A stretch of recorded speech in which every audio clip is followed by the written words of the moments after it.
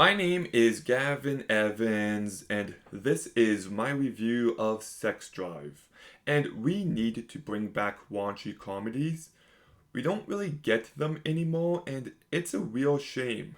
Like, between this, American Pie, The Hangover, people liked these kind of movies back in the early 2000s, so they need to make a comeback. But, anyways, I liked this movie. I didn't love it. I have a few issues, but I still had a good time. So let's begin talking about the cast.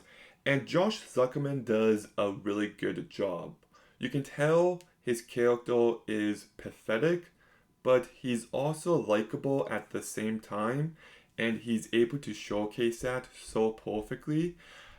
He kind of reminded me of a mix between Jason Biggs and Jason Schwartzman, but he still does a very good job. You've also got Amanda Crew, who I thought did everything she needs to so incredibly well. She's very likable and charming.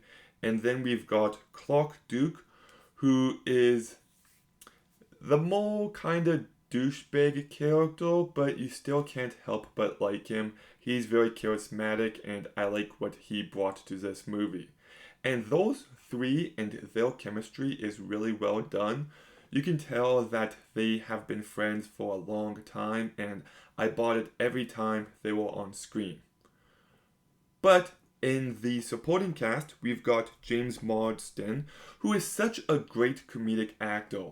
His career was completely wasted. Like, this guy is great in almost everything, but he was not given enough chances to show it, I think. I liked what he brought to this movie. Seth Green, I think, really stands out in minimal screen time. He's just a very likable presence, and David Koshner does everything he needs to so well. So the entire cast does a very strong job, and I like the story being told. It kind of reminds me of The 40-Year-Old Virgin. So despite as raunchy and as sex-filled as this movie is, it has its heart in the right place, and there's plenty here about confidence and being genuine and knowing what you want in life. And I think it does a very good job with all of that. The romance can be quite sweet, and the ending did make me smile. The movie is very over the top, love that. It's very funny. I don't quite think it's hilarious. I laughed enough times. I was constantly entertained, but I feel like the humor could have been kicked into the next gear. On top of that, this movie's almost 2 hours long, could have been trimmed down by like 10 minutes. It does start to feel like it overstays its welcome ever so slightly. It does become a little one note.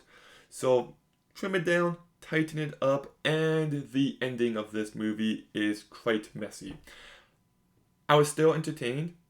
It still made me laugh, but there's just a point where it feels like every character we've seen just somehow gets reintroduced, and I'm just like, yeah, this is a little bit messy. And some of the editing choices I found it to be very off. Just took me out of the movie every now and again. But I still really liked this movie. It's a good time, it's funny enough. I liked the characters, they had good chemistry, I liked the romance presence, the cast does a real good job. It's not the next comedy classic, but it's still one you should definitely seek out. So I'll give Sex Drive a 7 out of 10. Okay, have you seen Sex Drive? What did you think? Let me know in the comments down below. Make sure you like, comment, subscribe. Stay tuned for more videos soon. And Gavin out.